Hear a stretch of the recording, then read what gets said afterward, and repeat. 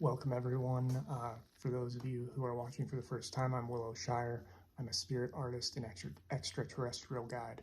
I work a lot with extraterrestrials and other beings. I just kind of use that as a global term for galactics, inner earth beings, fairies, anything outside of our human mindset that people often think are fictions and fantasies. One of the things I've started doing is collecting information on social media. It's become grown to a point where taking people's questions and posting reels like I used to is just not effective anymore. There's way too many questions, but I can sit down and answer them in a long form video, easily post it. So I'm going to start this playlist, this series of frequently asked questions. Make sure you stick around and watch all of them. The questions are going to apply to many things, and they will always apply and give you awareness of something in your spiritual quest, your journey, that type of thing. And if you have questions, feel free to ask a question in the comments. Feel free to go on social media. All of my social media is at Awaken with Willow. Go on social media, ask me a question. I'll, write it down, record it, that type of thing. Put it together in the next video, and I'm going to try and do these, just kind of have a feel when I have enough questions and do some FAQ type Q&A videos of that sort. So let's get into it. Let's talk about extraterrestrials and some other things today. One of the things that I was asked was, do extraterrestrial beings visit you randomly? They do not visit me randomly. Now, a lot of people don't understand when they're waking that this term spirit guides, the term spirit guides has been around since I was young, since I was, 2000, I was in high school in 2000 to 2003, and that was a term I knew then. And it was like these beings who help guide you on your journey.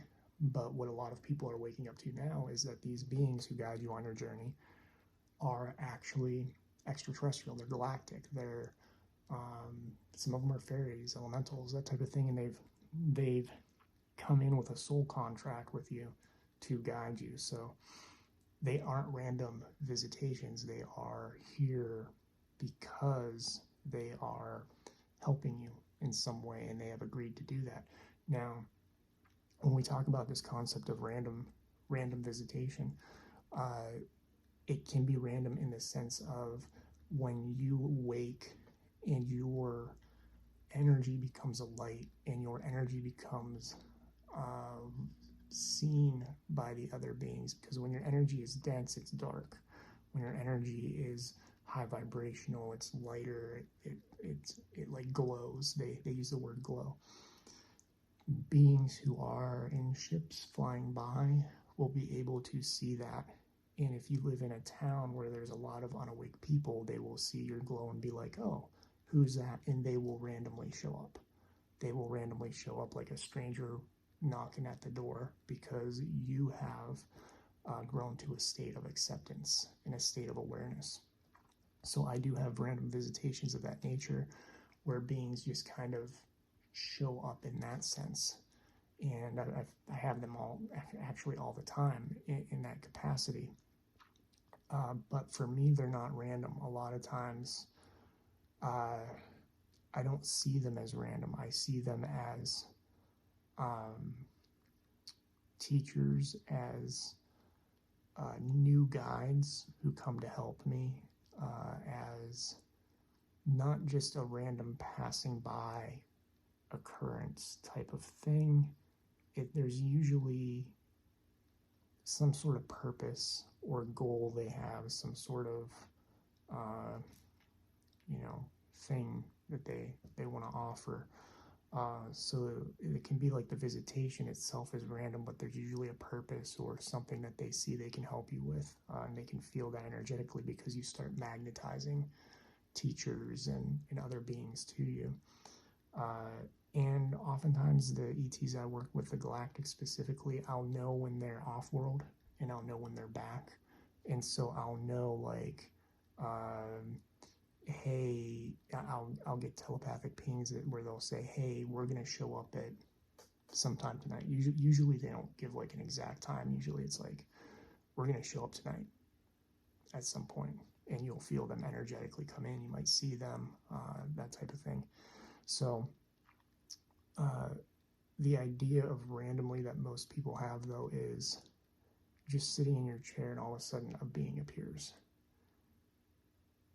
It can seem random when you're first waking, but if you work on your vibration, you work on connecting with these beings, you'll realize there are so many of them living around you that you're always visited, and the idea of it being random just goes out the window. It becomes normal.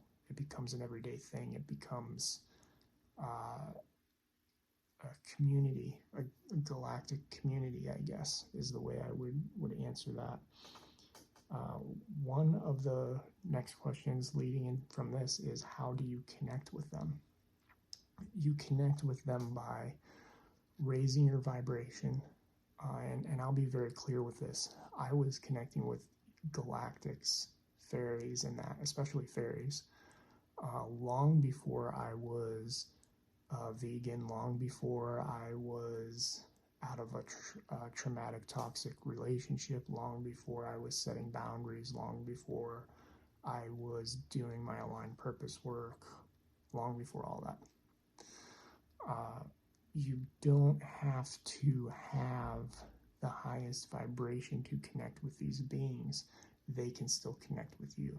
It's harder to connect with them. It's harder to experience those worlds. It's harder to get there on your own if you do not do the techniques of raising your vibration, which I have a free course, Unleash Your Spirit. You can find that on the YouTube playlists that talks about raising your vibration. There are a bunch of videos there. I also have a book on it, and I turned the book into a course, into a video series on it. But you can do it without doing that. So if people tell you like this is the only way you can do it, trust me, I have been talking to these beings since I was a kid. I was in very low vibrational spaces. The key was to learn to protect myself. I did have issues early on with lower vibrational entities and learning the lessons of truth and manipulation and all those types of things. So you have to learn to protect yourself, there's another course, Build Your Fortress, Build Your Spiritual Fortress, on the YouTube platform too, to help you do that on a playlist. And so if you do those things, you can still connect. The key is to meditate, conquer fear. You will not be able to connect. This is one of the things that is in almost absolute. I don't like using absolutes. I will say it's almost an absolute, because benevolent galactics and benevolent beings who feel that you're afraid of them will not approach you because of that fear. And that's the reason I say almost, because other beings who are lower vibrational, other beings who might be in the gray middle, or maybe on the more malicious side, maybe on the, not of the highest good type of thing, they'll still be attracted to you and they'll still resonate. So you can speak with them, which is why it's important to learn protections, why it's important to raise your vibration so you don't have to deal with that in the future. But meditation is one of the best ways to connect with them. And I know a lot of people don't like to meditate. They don't have, people will say these common things. People will say they don't have time. They will say they can't meditate. They will say they don't know how to meditate. They will say they can't sit still, all this type of stuff. Those are all excuses. Every single person can meditate. The question is, are you meditating the right way for you? That's it. Some people need to meditate while they're physically moving. They need to do dance. Some people will do traditional meditation, like you would imagine a Buddhist monk sitting cross-legged with their hands on their legs. Some people will meditate by doing artwork. Some people will meditate by singing a song. and bring them into a meditative state. You have to find what works for you. And that's what a lot of the community doesn't understand, that there's a lot of push around meditation, but there's a misunderstanding around what is it you need to be doing to meditate. For me, I'm traditional. I have a lot of past life experience and remembrance of being a monk in Tibet. I have guides who are more of that nature, galactics and those sorts of things. And we sat down when I first started working with galactics, and they came to me. We sat down and they were like, "You need to meditate every day." So I sat down and meditated every day. I didn't just meditate every day. A lot of people will think I did this overnight, that I woke up, that there's a switch, you wake up. You don't just wake up. You have to go through stages of healing to clear things, to access greater ability. You can't skip the stages. A lot of people want to spiritually bypass and skip the stages. If you do that, you will find yourself in trouble later on down the road. So don't spiritually bypass. Take the steps, do the process, all that sort of thing. But when it comes to meditating, I was in a space that was unlike most people. And I had the time, because I freelance, I had the ability to shift my schedule and go, I'm not just going to meditate once a day. I'm going to meditate 3 times or more a day for 20 plus minutes and sit down with my guides, and we're going to do this work. I committed fully, went all in. And as soon as I got up in the morning, and then like midday and late at night, and sometimes more, I would meditate and work with the guides. It took a while for them to start coming to me, because I had to get past the fear. There's a lot of fear you have to release. So my recommendation is always to work on yourself, your inner self, your healing, releasing fear, and understanding that just because people want to experience a galactic, it's a completely different thing to want to and to believe you can experience a galactic. It's very different to know the experience and have experienced it. Most people don't understand that when you do this work and a galactic is in front of you and they are high vibrational, your traumas, your deceptions, your untruths will all be released. They will flood to the surface, and you will be like, they will ask you flat out, why did you do this? They will see it in your field. They'll be like, why did you do that? What is this about? One of the things that they asked me early on, when I said, hey, why can't we meet? Can we do more than just like telepathy and some meditation type stuff? And they're like, you need to be honest with yourself. I was like, I am honest with myself. People say all the time, I'm one of the most honest people you would meet. And then they kept saying, honest. You need to be honest with yourself. I was honest to other people, coworkers, family, friends, all that type of thing. But I wasn't honest with myself. I wasn't honest with how unhappy I was with the trauma I had been through, with the situation I was in, that I wasn't being authentic to who I was. When I embraced my authenticity, when I learned and healed all of that, they came through so much faster. And not just in meditation. They started showing up. They started giving me remembrance of experiences that were physical. They started showing up physically. They started guiding me into the woods to meet them. They started just opening all my abilities. And my third eye was open back then. And this is another one. People go, oh, I want to open my third eye. You don't just open your third eye. It doesn't just go poof and it's open. It's a layered experience, because if you opened your third eye, you would go insane. And so please understand, this work is not the easiest. There's a lot of strength that goes to doing this work. You can open your third eye, but you want to do it in layers. You want to open the veil in layers so that you can start to understand when you reveal. It's like you reveal some of the truth. You have to go through the understanding and acceptance of that truth and not reveal too much that you overload and go insane and go crazy and can't handle it. A lot of people try to open their third eye, and then they try to force it open, which you can do. You can force it open, and then when you do that, you see so much that it's not healthy. So it's all about layers and stages. You know, meditate, heal yourself, don't spiritually bypass, allow yourself to go through the journey and the steps. That means dark nights, crying, lots of crying. That means feeling anger when you need to express it and release it because of traumas. That means confronting your traumas. I mean, I've been doing this work since I was, I've been doing this work steadily in a concentrated effort for, I mean, you could argue different dates. You could argue since 2017 when I started, right when I was making ideas for my fantasy books and started really healing because of writing. So that's usually the date that I use.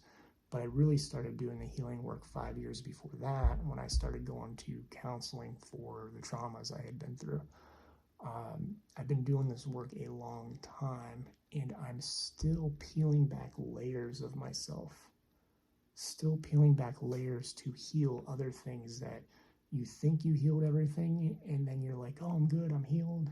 And then later on you realize there's still something energetically stuck in there. And it might not even be yours. It might be ancestral. It might be past life related, these different things. If you bypass that stuff, then it just holds you back. But the more you work on that, the more you work on healing yourself, the better you are, the higher vibrational you become, the more layers you peel back. So when you're meditating and doing an effort to meditate, to connect to these beings, and you do that inner work and healing, as you do that, you level up. Your meditations level up.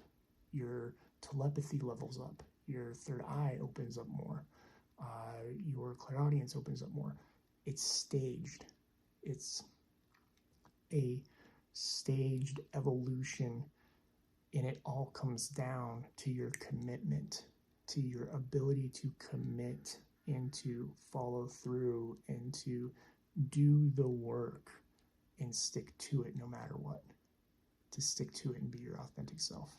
So hopefully that answers that question. It went a little longer than I expected, about 10 minutes, but do high frequency beings feel fatigued or tired? Not the way, if they have a physical body, I'm trying to get this from my guide since this isn't something there are ways I can explain it, but I don't think it's entirely accurate. So what they're saying is, if the being has a physical body, it will express a lack of energy in a physical way, which would be feeling tired. We express that through feeling tired. Feeling tired is a physical understanding, kind of like an emotion, like feeling emotions. Those are physical concepts, physical constructs and responses and reactions. So if you have a high frequency being, but they have a physical body, which is what we're moving to, we're still physical bodies. And I'll talk about the idea of physicality in another video. It's actually on my list, but it's a video of itself. We're still physical bodies, higher frequency, and we're bringing in our entire frequency, our entire higher self, to live in a higher frequency world with a physical body. And at some point, that physical body will be able to be like other beings, shift densities and that sort of thing. That physical body will be able to feel and express lack of energy, which is what we call tired, sleepy, that sort of thing. If they do not have a physical body, it's low energy. It's like you have a battery, and when the battery's full, if it's in a device, when the battery's full, it runs perfectly fine. It runs fast. It runs quick, easy. Everything's smooth. Lack of energy like the battery doesn't feel lack of energy, but it know like the device in the battery. So we're talking about things that don't have necessarily an emotion or anything attached to them. They don't have a feeling attached to the lack of energy, but they know there's lack of energy. They know there's lack of energy, and they can feel the need to recharge. And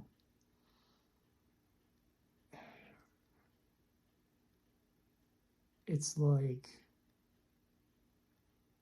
some beings who are not of a physical world will have a need to always recharge. Most beings who are not of a physical world have learned how to always stay charged, and it's not an issue. But there are circumstances where they need to recharge.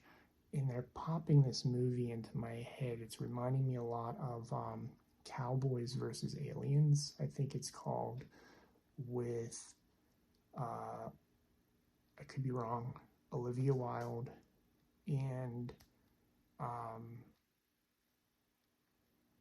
can't think of his name, but he's the newest James Bond. He's the newest James Bond for the past probably 10 years. Those two actors, they're in it. Her body as a higher frequency being, her physical body drains. And she talks in that movie about not knowing if she would have the energy to recharge herself. It's this idea of knowing, not necessarily feeling fatigued or tired, but knowing is the word that I keep coming back to.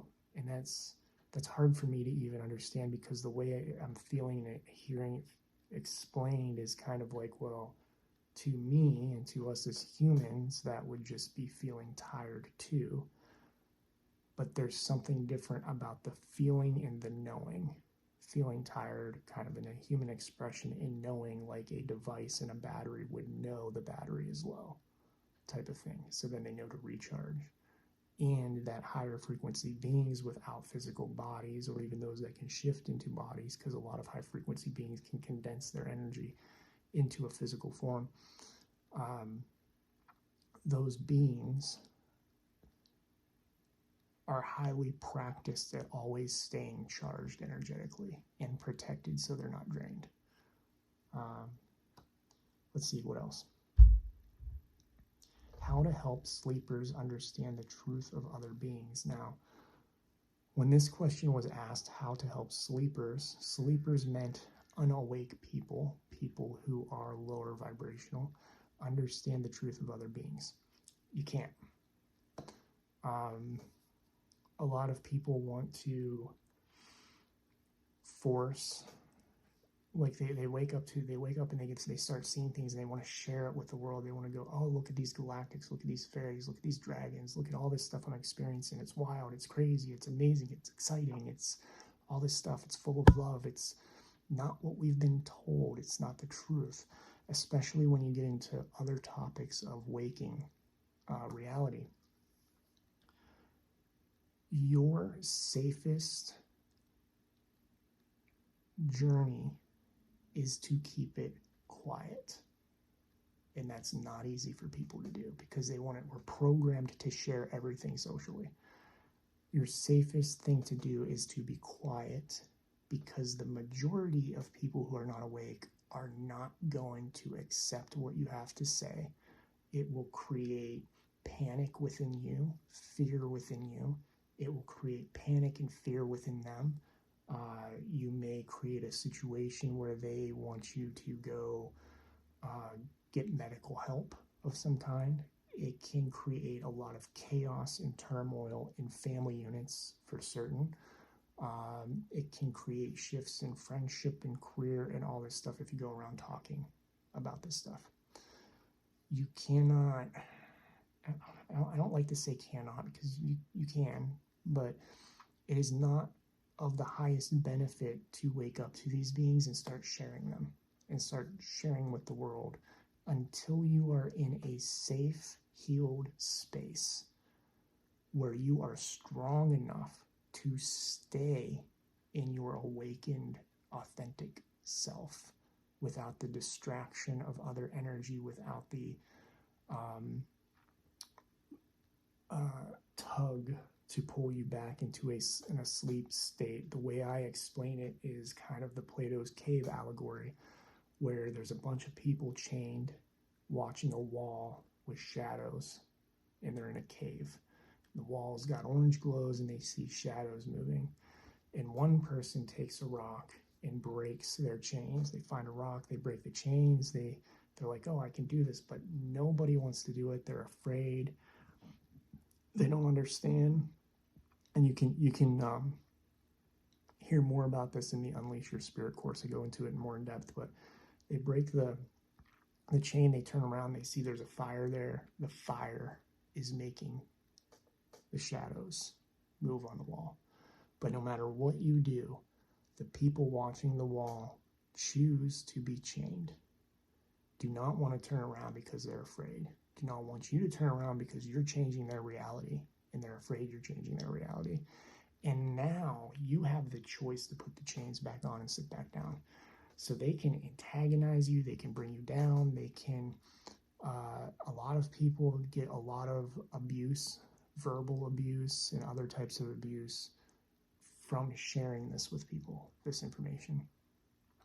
And then they decide to close it off, to go back, and they sit back down and watch the wall with the shadows on the wall. But you can't put the chain back together. You'll always know the fire's behind you. You'll always know those beings exist.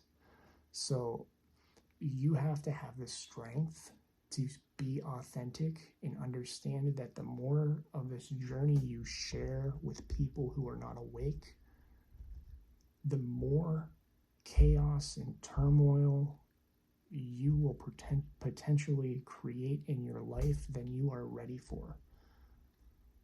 One of the safest things I knew to do as a child was to never talk about it.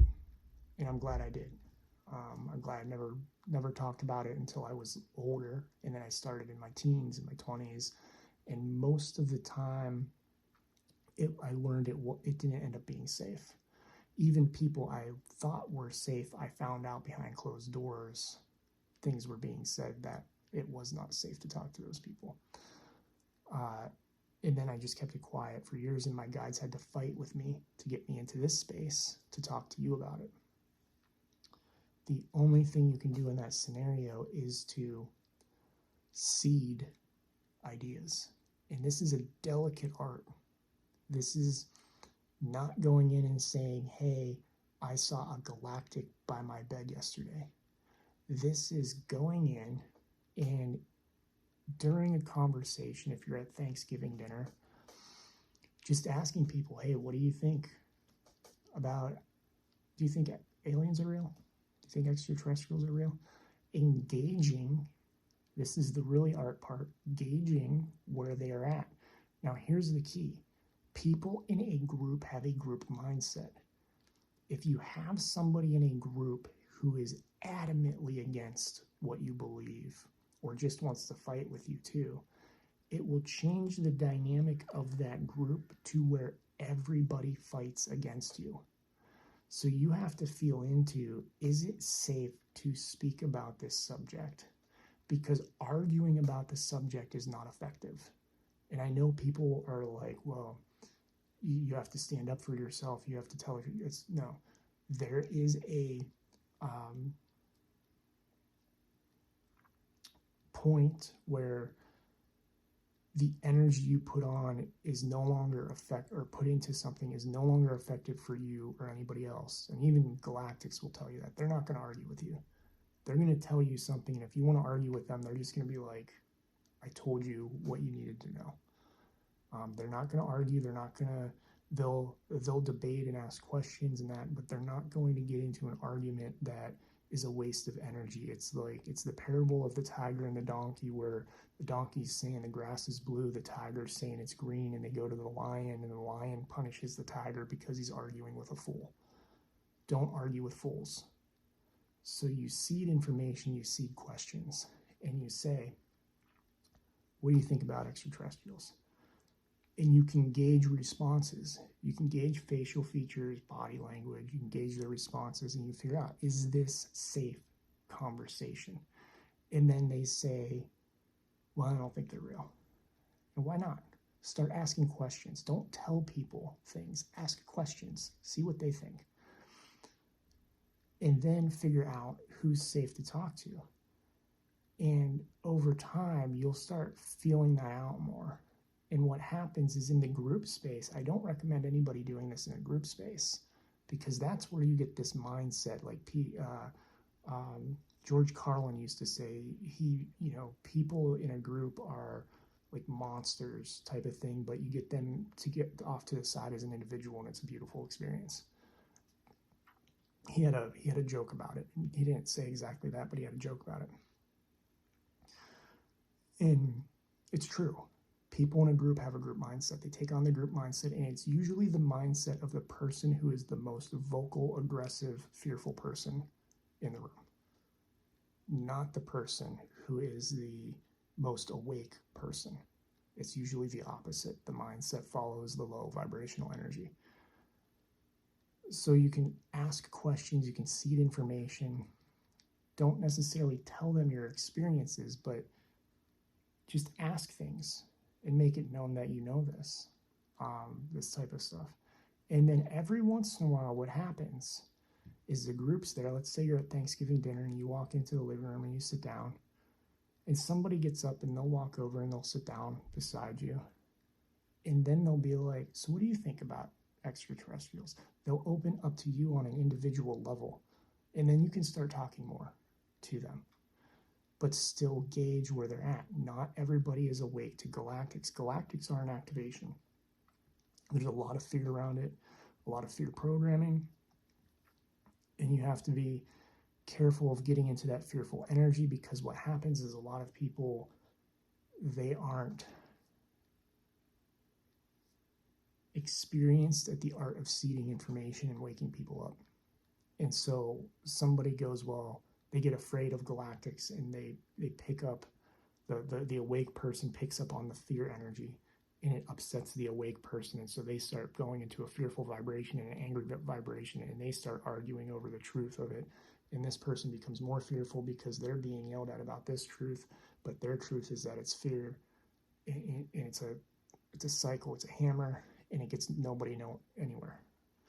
So it's all about being delicate, honoring yourself authentically, but not oversharing. Secrets are power. Being quiet is your power, because in solitude, in quiet, you can continue the journey without anyone affecting you from the outside. You can continue the journey without any energies from the outside coming in and attacking you. And you can do that until you're in a space where you are so strong, so authentic, so empowered, so much pulled into your higher self, that it doesn't matter what your mother, your father, your brother, your sister, your romantic partner, or anybody else says. Your truth is now your truth, and nothing's going to affect it. Don't allow the excitement of the journey to bring you into states of chaos and low energy, because you want to share that journey. Your best course of action to wake people up is to continue waking yourself up and just be around them vibrationally. My parents are a perfect example of that. I cannot talk to my parents about these subjects.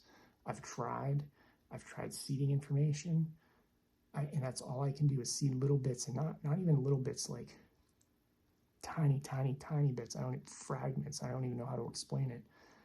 And then they'll come to me a little bit later, and they, I was vegan, and suddenly they were making fun of me. They didn't understand it. They tried to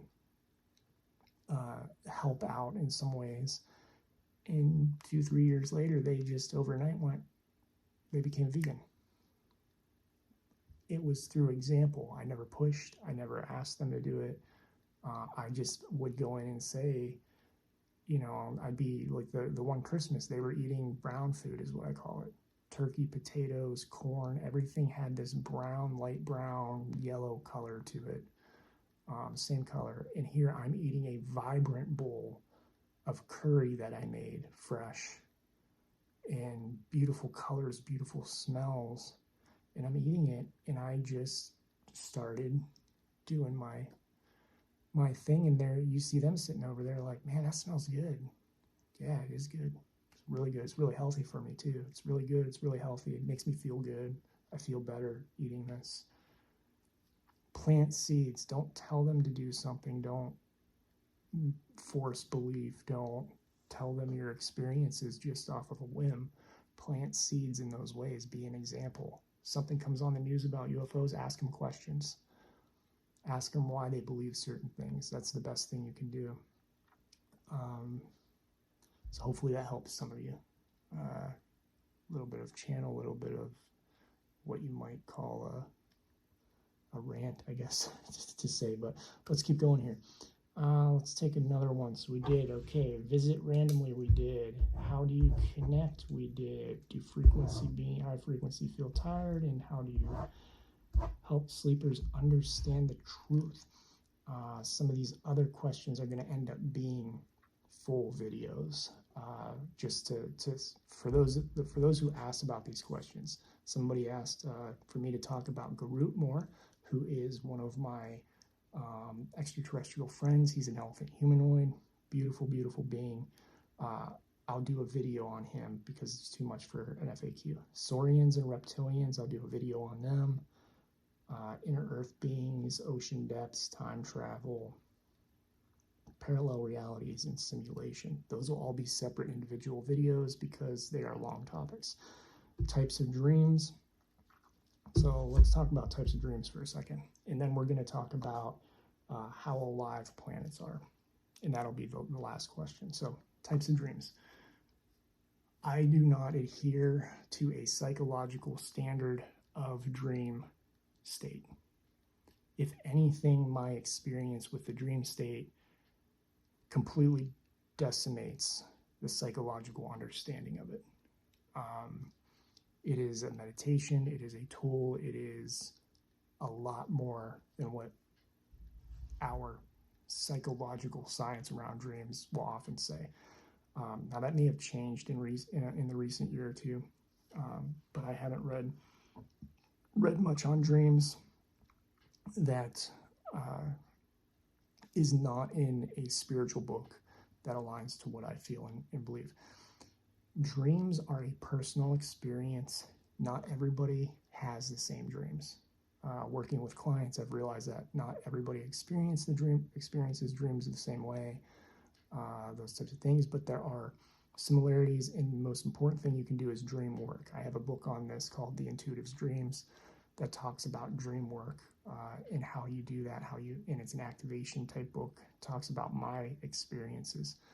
You have many types of dreams that I experience personally, and I will see if I can remember all the categories that I have. You have release dreams, which are releasing stress.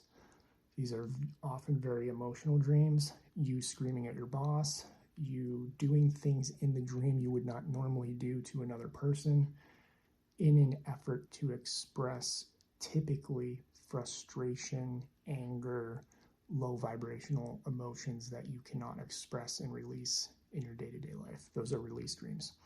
You have wish fulfillment dreams. Wish fulfillment dreams are you living out a fantasy, a wish that you have in your life. It might be like becoming famous or some other wish that it's like you're having a dream, you're having a lot of fun, it's wish fulfillment, but it's not your current life.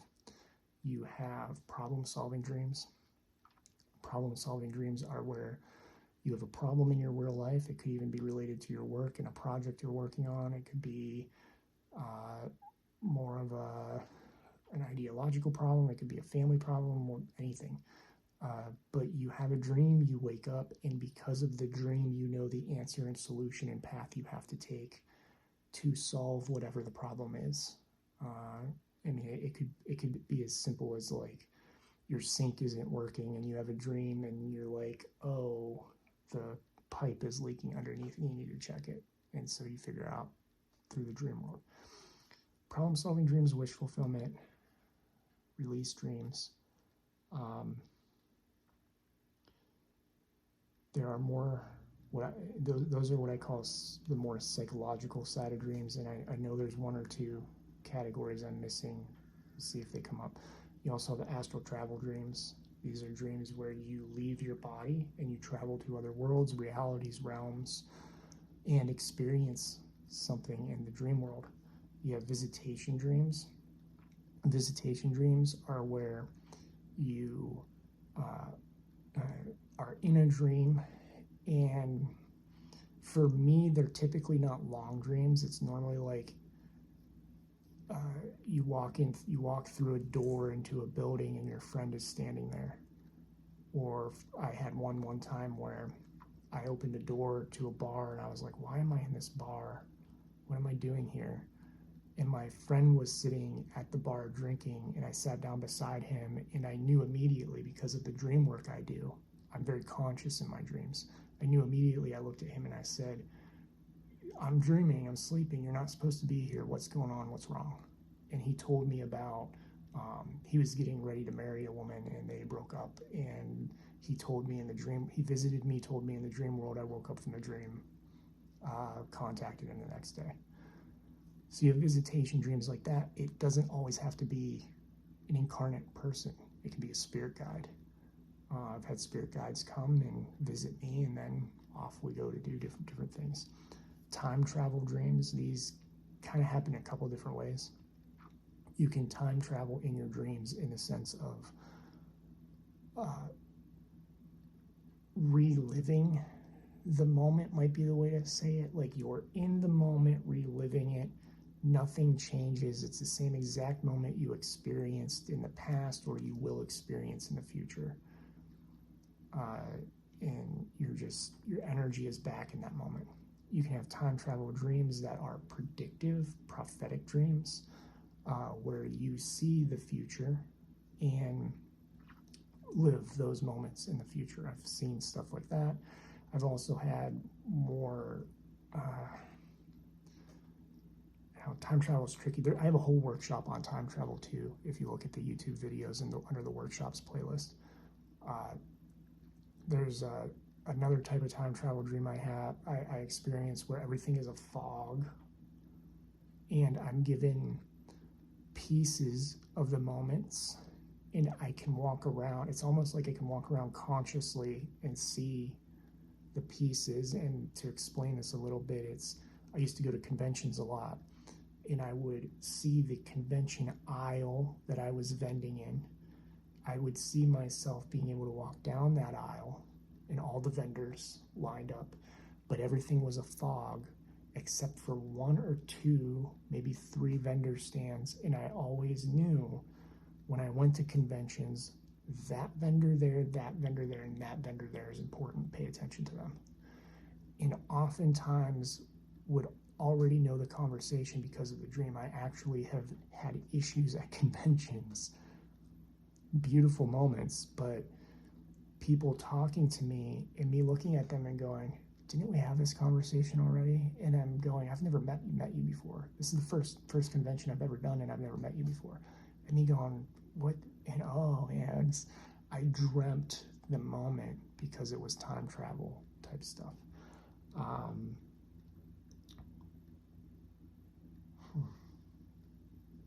know there's more I'm missing. I have a whole list of them in my book. If you're interested in dreams, there's the book on my website. If you're interested in time travel, there's the workshop. And I'll probably end up doing some sort of workshop on dream work too at some point. Let me know in the comments if you would be interested in that, and I'll add it to my list. So the last one is, how alive are planets? Planets are extremely alive. Not just planets, stars. Everything is a ball of energy, a ball of consciousness. The Earth itself is a ball of layered consciousness.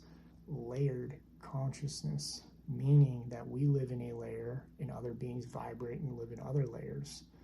And the more we raise our vibration, the more we shift to another layer of existence. I heard something recently that resonated where they said, If people could see the spiritually awake people today, 200-300 years ago, those vibrating at the frequency we do today would look like ghosts. They'd be light. They'd be like outlines of light and appear to glow and that type of thing, because of how high vibrational they are, because we exist on a different vibrational layer. As we vibrate higher, our frequency shifts and exists in a different layer. That's how all of these beings exist. Fairies have a physical world in their vibrational layer of existence. They have a different vibration. Sasquatch is different vibration.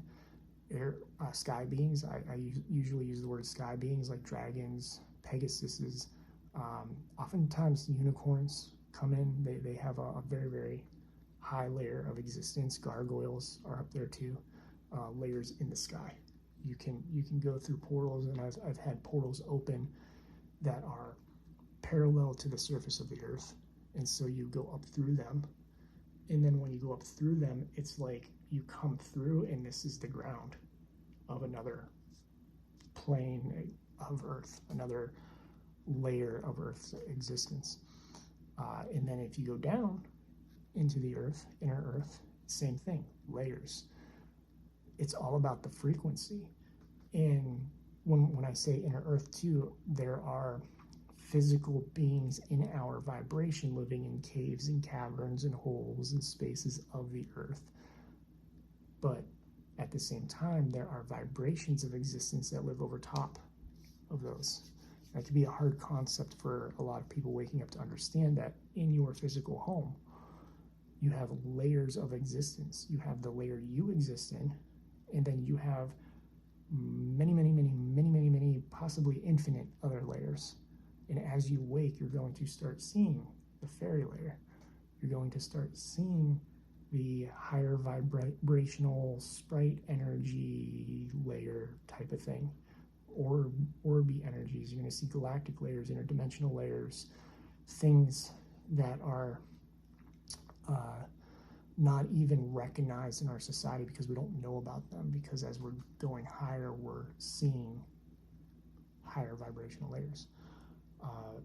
There are tons and tons of beings and tons of energy and tons of life on every single planet, and it's the more I work with it, the more I do my spirit art, the more I realize it really could be quite infinite in the reality that we experience. And then we'll never have a true understanding of how many beings are out there, because planets exist, stars exist, galaxies exist, the edges of the universe exist. That goes into something. If we come to a point of understanding of the truth of how many beings live on Earth, just in our physical reality, the number of animals, the ocean is completely uncharted, the number of ocean beings, insects, plants. If we could come to a number in just physical reality, and then you say, okay, that's the number for our physical reality we live in right now, our current vibration of physical reality. And you go, okay, how many planets out there are habitable like the Earth in that sense? And when I say habitable like the Earth, I mean like Earth, because even planets that are considered uninhabitable are habitable, just not the way science and biology thinks. So habitable like Earth. You go, okay, well, we've got Earth, Mars at one point, which there's life on Mars right now. They just don't want you to know that. But at one point, considering our current astronomical science, Mars at one point, and then you go, how many planets in the universe, in the galaxy, are like Earth? Let's say we come to a number, and you take the number of beings on Earth and you multiply that across all those planets. No human will ever understand the truth, the greatness, the vastness, the number of beings that exists out there. That's just physical reality. Now start adding multi-dimensional, different vibrational layers and all this other stuff. Then start adding the fact that dead worlds, as you know, a lot of astronomy might call it, worlds that cannot have biological life, that they do have life, just not life biology understands. Stars have life, and you multiply that across. We'll never understand the vastness of and truth of life in just this galaxy, this star system, or even our own world. And then you expand that outside the walls of the universe and start asking yourself, okay, how vast is it really? Those types of questions are questions that are very interesting and intriguing and rattle our mind and that sort of thing. On your spiritual awakening, remember to enjoy the journey, take the steps. Don't get lost in anything, and don't get lost in things to where you spiritually bypass your own healing and your own journey. A lot of people get lost in the research around galactics, around star seeds, around manipulation in our own world, around all kinds of different topics, and then they bypass and forget to do the work. Everything comes back to you and your own reality and what you can experience in your reality. It doesn't matter how many beings are out there. It doesn't matter if you're working with galactics or fairies or dragons. All that matters is your own journey, your healing, and that you are being the most authentic version of yourself. That is it. And then the experience you have is the experience you're meant to have at that vibration. And you can study the other stuff and all that, but always come back to being your authentic self and following that truth and following the heart, and you will experience far more than you ever expected or imagined, because you are following that journey rather than just focusing your energy into the what if, what is possible, what if. That's a distraction from your journey. Work on you, and you'll learn and receive more info just naturally over time through your experience. All right, I'm going to stop this there. Hopefully I answered the questions that were there and you all got something out of this. What I would like to ask is that if you do have questions, please post them in the comments. Ask me on social media. I'm going to create more of these videos. I'm going to, over time, just start picking different ones to include in this series, whatever I decide to call it. I don't have a name yet. It'll probably just be like question and answer or frequently asked questions or something. And then some of the topics that you come up with will actually be other videos that I can explain on more, like the big one people have questions about are saurians and reptilians and the ocean depths and Earth, and that too long of a topic for a joint video of different questions. And then if you enjoyed this video, please make sure to comment, like, share, and follow me at Awaken with Willow on social media. And also you can get spirit art readings and support me on my website, awakenwithwillow.com, where I draw the beings around you and I help you understand and help you connect to the beings that are with you. And if you're watching this and you're not on social media, you can see the proof on social media of how I help people, even just in conversation. You know, the sessions, people wake up to activations. I had a group of women I worked with recently who said their houses have been alive like nothing else ever since we talked. My energy is an activation, and my energy can also help you understand and see and feel and know these beings are around you, and that you're not going crazy or, you know, the things low vibrational people will say to you. You're not in that space. You're waking vibrationally, you're waking consciously, you're waking to a new reality, and you can have the strength to continue that journey and bring the strength to you through the validation of the work that I do, and know that there are communities and other people out there who are in that space of waking and understanding and knowing that the world is not just full of humans who are conscious. It is full of all kinds of different beings, physically and vibrationally. Thank you again for watching. I'm grateful for each and every one of you, and I love you all.